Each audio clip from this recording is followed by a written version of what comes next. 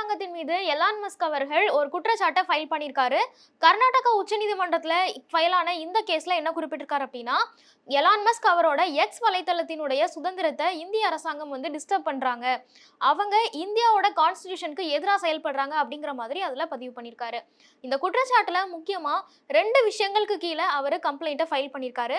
அந்த 2 விஷயங்கள் என்னலாம், உண்மையிலே இந்திய அரசாங்கம் அன்கான்ஸ்டிடியூஷனா நடந்துக்கிட்டாங்களா, பேச்சு சுதந்திரத்துக்கு எதிராக என்னென்ன நடவடிக்கைகள்லாம் எடுத்தாங்க, மற்ற சமூக வலைத்தளங்கள்லாம் இதனால பாதிக்கப்பட்டாங்களா, அவங்க எப்படி இதை ரியாக்ட் பண்றாங்க அப்படிங்கிறதெல்லாம் தான் இந்த வீடியோல டீட்டெயிலா பார்க்க போறோம். கர்நாடகா உச்சநீதிமன்றத்துல எக்ஸ் வலைத்தளத்தின் சார்பா பதிவு செய்யப்பட்டிருக்கிற அந்த குற்றச்சாட்டுல 2 விஷயங்களை பத்தி முக்கியமா பேசியிருக்காங்க. அதுல முதல் விஷயம் என்ன அப்படின்னா, இந்திய அரசாங்கத்தோட இன்ஃபர்மேஷன் ஆக்ட் 79 அப்புறம் 69 இந்த 2த்தையுமே இந்தியன் கவர்மெண்ட் வயலேட் பண்றாங்க, மிஸ்யூஸ் பண்றாங்க அப்படின்னு குறிப்பிட்டிருக்காங்க. முக்கியமா இந்த 2 ஆக்டையுமே பயன்படுத்தி மத்திய அரசாங்கம் தன்னிச்சையாகவும் கான்ஸ்டிடியூஷனுக்கு எதிராகவும் செயல்படுறாங்க. இதன் மூலமா அவங்க இண்டிபெண்டன்டாவே டிஜிட்டல் கண்டென்ட்ஸ் எல்லாத்தையுமே தணிக்கை செய்யறாங்க. இது கம்ப்ளீட்டா கான்ஸ்டிடியூஷனுக்கு எதிரான ஒரு விஷயம் அப்படிங்கிறது தான் எக்ஸ் வலைத்தளத்தின் சார்பா பதிவு செய்யப்பட்ட ஒரு குற்றச்சாட்டா இருந்துட்டு இருக்கு. சரி, இந்த 79, 69 அப்படிங்கிற இந்த 2 ஆக்டும் என்ன சொல்லுது, இந்தியன் கவர்மெண்ட் இதை வயலேட் பண்றாங்க அப்படின்னு எக்ஸ் வலைத்தளம் ஏன் குற்றச்சாட்டு வைக்கிறாங்க அப்படிங்கிறத இப்போ பார்க்கலாம். முதல்ல இன்ஃபர்மேஷன் ஆக்ட் 79 என்ன சொல்லுது அப்படின்னா, ஒரு ஆன்லைன் பிளாட்ஃபார்ம் அவங்க ப்ரொடியூஸ் பண்ற டிஜிட்டல் கண்டென்ட்டை கவர்மெண்ட்டோ இல்லை கோர்ட்டோ இதை நீங்க நீக்கணும் அப்படின்னு உத்தரவு போட்டாங்கன்னா கண்டிப்பா அதை அவங்க நீக்கி ஆகணும் அப்படின்னு சொல்றாங்க. இது இன்ஃபர்மேஷன் ஆக்டோட ஆக்ட் 79A இதை குறிப்பிடுது. ஒருவேளை அந்த டிஜிட்டல் பிளாட்ஃபார்ம் இவங்க சொன்ன மாதிரி அதை ரிமூவ் பண்ணல அப்படின்னா அவங்க மேல கடுமையான நடவடிக்கை எடுக்கிறதுக்கு வாய்ப்பு இருக்கு அப்படிங்கிறத இன்ஃபர்மேஷன் ஆக்டோட செக்ஷன் 79 உறுதிப்படுத்துது.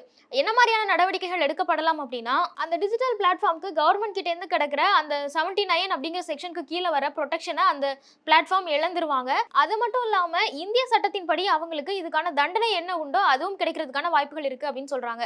சோ கவர்மெண்டோ இல்லனா கோர்ட்டோ ஆர்டர் பண்ணும் பட்சத்துல ஒரு டிஜிட்டல் பிளாட்ஃபார்ம் கண்டிப்பா ரிமூவ் பண்ணி தான் ஆகணும் அப்படிங்கறத இன்ஃபர்மேஷன் ஆக்டோட செக்ஷன் 79 அதுக்கப்புறமா 79A இது ரெண்டுமே உறுதிப்படுத்துது. அதே மாதிரி ஒரு டிஜிட்டல் கண்டென்ட் இந்திய இறையாண்மைக்கு எதிராக இருந்தாலோ இல்ல மத நல்லிணக்கத்துக்கு அச்சுறுத்தல் ஏற்படுத்துற மாதிரியான விஷயங்களை அவங்க பேசினாலோ இல்ல சமூக ஒருமைப்பாட்டுக்கு எதிரான விஷயங்களை அந்த டிஜிட்டல் கண்டென்ட்ல ஒருத்தவங்க பேசினாங்க அப்படின்னாலோ அது அந்த கண்டென்ட்டை நீக்கிற உரிமை அரசாங்கத்துக்கு இருக்கு அப்படிங்கறத இன்ஃபர்மேஷன் ஆக்டோட செக்ஷன் 69 உறுதிப்படுத்துது. ஆனா அரசாங்கம் உடனடியாக அந்த நடவடிக்கை எடுத்துட முடியுமா அப்படின்னு கேட்டா நிச்சயமா இல்ல. அந்த கண்டென்ட்டை ரிமூவ் பண்றதுக்கு முன்னாடி நிறைய விஷயங்களை மறுசீராய்வு கண்டிப்பா கவர்மெண்ட் தரப்புல இருந்து பண்ணணும். அதே மாதிரி அந்த பிளாட்ஃபார்முக்கும் வார்னிங் கொடுக்கணும். இந்த கண்டென்ட்ல நீங்க இந்த மாதிரி தப்பான விஷயங்களை பேசியிருக்கீங்க, ஸோ அதை ரிமூவ் பண்ணுங்க அப்படின்னு அவங்கள வார்ன் பண்ணணும். அப்படி அவங்க வார்ன் பண்ணாத பட்சத்துல தான் அதை ரிமூவ் பண்றதுக்கான உரிமை அரசாங்கத்துக்கு இருக்கு அப்படிங்கறத 69 உறுதிப்படுத்துது. இப்போ எக்ஸ் வலைத்தளம் சார்பா இந்தியன் கவர்மெண்ட் மேல வைக்கப்பட்ட குற்றச்சாட்டுகள் என்னென்ன அப்படின்னு பார்க்கும்போது, இன்ஃபர்மேஷன் ஆக்டோட செக்ஷன் 79 ஒரு கவர்மெண்ட் இண்டிபெண்டன்ட்டா எந்த ஒரு கண்டென்ட்டையுமே டேக் டவுன் பண்றதுக்கான அனுமதி இல்லை. ஆனா கவர்மெண்ட் அந்த ஆக்டை பயன்படுத்தி அவங்க இண்டிபெண்டன்ட்டா ஒரு சென்சார் போர்டு மாதிரி செயல்படுறாங்க, அவங்களே தனிப்பட்ட முறையில கண்டென்ட் எல்லாத்தையுமே பிளாக் பண்றாங்க அப்படின்னு குற்றச்சாட்டு வச்சிருக்காங்க. அதே மாதிரி செக்ஷன் 67ல கவர்மெண்ட் என்னெல்லாம் செய்யணும் அப்படிங்கிறத கோர்ட் உறுதிப்படுத்தி இருக்கு. ஆனா அதை ஃபாலோ பண்ணாம 79ல இருக்கக்கூடிய ஒரு சில விஷயத்த மிஸ்யூஸ் பண்ணி எங்களோட பேச்சு சுதந்திரத்தையும் கருத்து சுதந்திரத்தையும் அவங்க பாதிப்புக்குள்ளாக்குறாங்க அப்படின்னு எக்ஸ் வலைத்தளம் சார்பா குற்றம் சாட்டியிருக்காங்க. இந்திய அரசாங்கத்தோட இந்த செயல்பாடு அப்படிங்கிறது கான்ஸ்டிடியூஷனுக்கு நேரா எதிரானது, அரசியலமைப்பு சட்டத்தை மீறதுக்கு ஈக்குவலான ஒரு செயல்பாடு தான் அப்படின்னு குற்றம் சாட்டியிருக்காங்க. கர்நாடக உச்சநீதிமன்றத்துல எக்ஸ் வலைத்தளம் சார்பா வைக்கப்பட்ட குற்றச்சாட்டுல முதல் விஷயம் இது. இன்னொரு விஷயம் என்ன அப்படின்னு பார்க்கும்போது, ஷயாக் போர்ட்டல் அப்படிங்கிற ஒரு போர்ட்டலை புதுசா இந்தியன் கவர்மெண்ட் உருவாக்கி இருந்தாங்க. அதுல எல்லா சமூக வலைத்தளங்களையுமே எனேபிள் பண்ண சொல்லியிருந்தாங்க. அதுக்குள்ள நாங்க எக்ஸ் வலைத்தளத்தை இன்க்ளூட் பண்ண மாட்டோம் அப்படின்னு தொடர்ந்து எலான் மஸ்க் அவர்கள் தரப்புல இருந்து சொல்லப்பட்டு இருந்தது. இப்போ இதையும் ஒரு பிரச்சனையா இந்த மனுல சேர்த்திருக்காங்க. இதை தெரிஞ்சுக்கிறதுக்கு முன்னாடி இந்த ஷயாக் போர்ட்டல் என்ன, இது எதுக்காக யூஸ் ஆகுது அப்படிங்கிறத பார்த்துடலாம். இந்த ஷயாக் போர்ட்டல் அப்படிங்கிறது கவர்மெண்ட் ஏஜென்சிக்கும் சோஷியல் மீடியா இன்டர்மீடியேட்ஸ்க்கும் உள்ள ஒரு காமனான ஒரு அமைப்பு அப்படின்னு சொல்லலாம். இதுல local police, cyber crime officials எல்லாமே கவர்மெண்ட் ஏஜென்சி சார்பில் இருப்பாங்க. இன்னொரு பக்கம் சோஷியல் மீடியா இன்டர்மீடியேட்ஸ் அப்படின்னு நம்ம எடுத்துக்கிட்டோம் அப்படின்னா அதுல முக்கியமான சமூக வலைத்தளங்களான வாட்ஸ்அப், மெட்டா, இன்ஸ்டாகிராம், டெலிகிராம் இந்த மாதிரியான முக்கியமான சமூக வலைத்தளங்கள் நிறுவனங்கள் சார்ந்த ரெப்ரசன்டேட்டிவ்ஸும் இருப்பாங்க. இவங்க 2 பேரும் சேர்ந்து இதன் மூலமா என்ன செயல்பட போறாங்க அப்படின்னா, அந்த தளங்கள்ல உதாரணத்துக்கு இன்ஸ்டாகிராம்ல ஒரு கண்டென்ட் வந்திருக்கு, அதை உடனடியா டேக் டவுன் பண்ணணும், அது நாட்டுக்கு எதிரான ஒரு கண்டென்ட் அப்படின்னு தெரிஞ்சதுன்னா கவர்மெண்ட் ஏஜென்சிஸ் டைரக்டா அந்த இன்ஸ்டாகிராம் ரெப்ரசன்டேட்டிவ் கிட்ட பேசி அந்த கண்டென்ட்டை டேக் டவுன் பண்ணுவாங்க. ஸோ இப்படிதான் ரொம்ப சைபர் ஸ்பேஸை வந்து ரொம்ப சேஃபா ஆக்குறதுக்காக இந்த ஒரு பாடி செயல்படுது. அதுக்காக தான் இது தொடங்கப்பட்டதும் சொல்றாங்க. இது மத்திய உள்துறை அமைச்சகத்தின் கீழ் வர்ற சைபர் கிரைம் ஒருங்கிணைப்பு மையத்தால தான் உருவாக்கப்பட்டது. அவங்களுக்கு கீழே தான் இது செயல்பட்டுட்டும் வருது. முக்கியமா இதுல இருக்கிற ஒரு ஸ்பெசிபிகேஷன் அப்படின்னு பார்க்கும்போது, பொதுவாகவே இன்ஃபர்மேஷன் ஆக்டோட 69A என்ன சொல்லுது அப்படின்னா, ஒரு கண்டென்ட்டை ஒருத்தங்க டேக் டவுன் பண்ணணும் அப்படின்னா அவங்களுக்கு கொஞ்சம் டைம் கொடுக்கணும். ஆனா இந்த ஷயாக் போர்ட்டல் மூலமா நீங்க போனீங்க அப்படின்னா எந்த ஒரு டைமுமே கொடுக்க தேவையில்லை. கவர்மெண்ட் ஏஜென்சி சொன்னதுக்கு அப்புறமா அந்த சோஷியல் மீடியாவோட ரெப்ரசன்டேட்டிவ் அதை டேக் டவுன் பண்ணிடுவாங்க.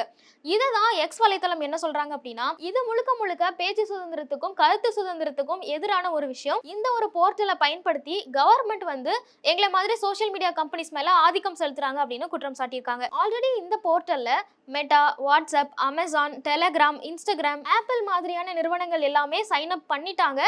ஒரு சில நிறுவனங்களுக்கு அந்த ப்ராசஸ் போயிட்டு இருக்கு அப்படின்னு சொல்றாங்க. ஆனா எக்ஸ் வலைத்தளத்தை பொறுத்த வரைக்கும் நாங்க இதுல என்ரோல் பண்ண மாட்டோம் அப்படின்னு அவங்க திட்டவட்டமா குறிப்பிடுறாங்க. ஸோ இந்த 2 காரணங்களின் அடிப்படையில தான் கர்நாடக உச்சநீதிமன்றத்தில் எக்ஸ் வலைத்தளத்தின் சார்பில் வைக்கப்பட்ட குற்றச்சாட்டுல குறிப்பிட்டிருக்காங்க. இதுக்கான வழக்கு விசாரணை வர மார்ச் 27 ஒத்தி வைக்கிறதாகவும் சொல்லப்பட்டிருக்கு. சமீபத்தில் எக்ஸ் வலைத்தளத்தினுடைய ஏஐ பிளாட்ஃபார்மான குரூக்ல நிறைய விஷயங்கள் இந்த மாதிரி மிஸ்லீட் பண்ற மாதிரியான தகவல்கள் வெளியானது.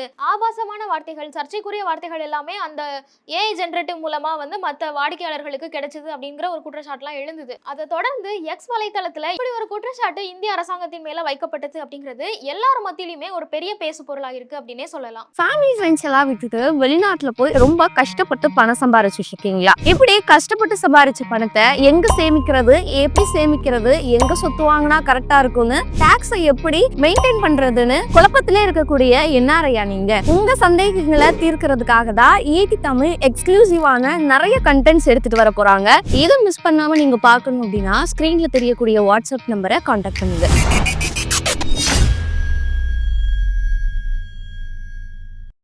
மேலும் ஈடி தமிழ் சேனல்ல வரப்போகும் பிசினஸ் மற்றும் அது ரிலேட்டடான வீடியோவை பார்க்க உடனே கீழே இருக்க சப்ஸ்கிரைப் பட்டனை கிளிக் பண்ணுங்க.